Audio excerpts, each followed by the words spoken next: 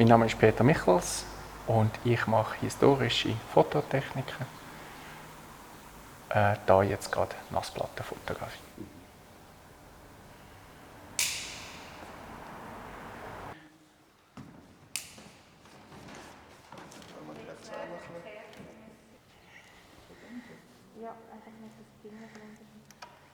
Die Nassplattenfotografie ist zu einem Drittel im UV-Licht empfindlich und da sieht man Sachen, die der normale Mensch nicht sieht, weil er einfach nicht für die Wellenlänge empfindlich ist.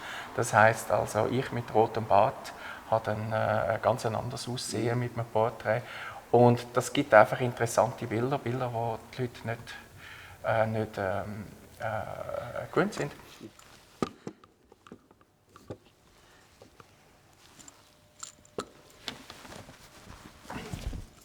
Es ist etwas anderes, ob man ein Selfie macht und dann nochmal eins und dann nochmal eins. Oder sich dann zusammenreißt und dann einmal 10, 20 oder 40 Sekunden ansitzt und da ist bei sich und nicht irgendwie schon auf dem irgendwie Social Media Account und das rum aufgeschaltet hat. Jetzt mache ich 20 Sekunden. Achtung. Fertig, los. 5,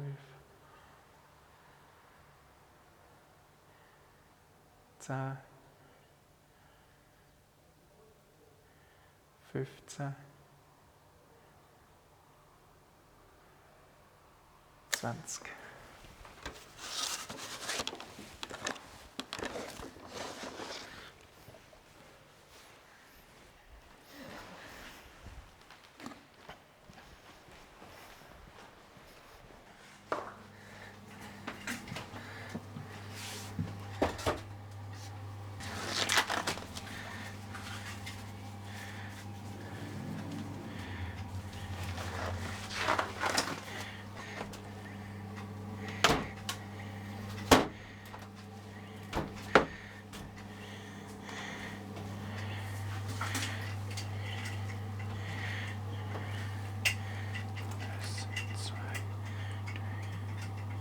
Ich hatte in den 90er Jahren das Glück gehabt, im Archiv von Harry Lunn mich herumzutreiben und durfte Bilder anschauen von Ansel Adams, Robert Mapplethorpe, aber auch von Auger, Kühnen und ganz zurück in den Anfang der Fotografie.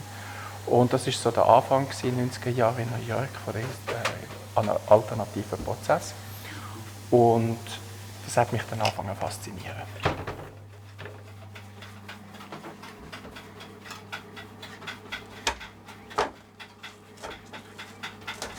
Dann bin ich wieder zurück nach Europa und in Europa hat man sich da überhaupt noch nicht dafür interessiert. Das ist erst so etwa 2010 mit dem digitalen Frust eigentlich wieder aufgekommen.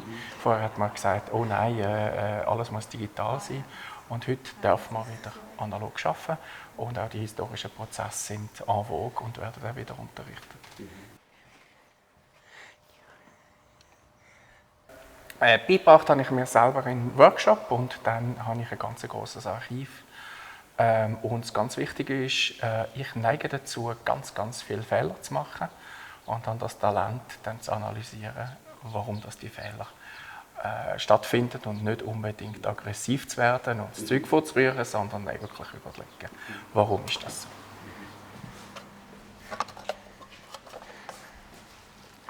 Ja, 20 ist zu wenig. 25 ist knapp okay. 30 ist ideal. Also müssen wir nochmal.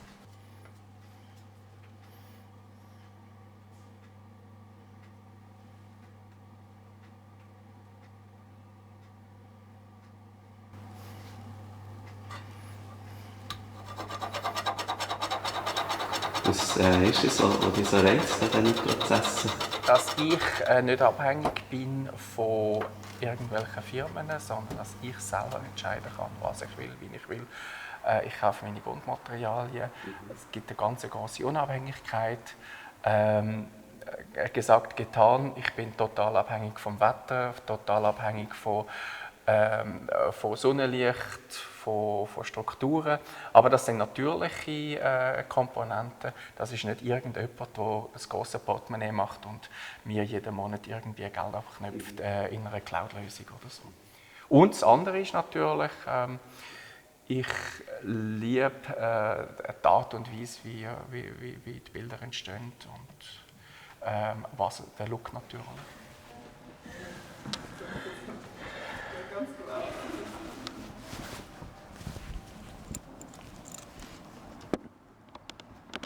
Die meisten, die diese Technik lernen wollen, die kaufen sich die grösste mögliche Kamera und denken, ja, sofort kann ich Quadratmeter große Bilder machen und vergessen, dass man zuerst einmal laufen lernen muss und erst dann kann man einen Marathon laufen.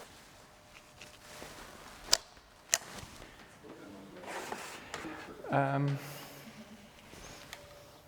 25, Achtung, fertig. 5, 10, 15, 20,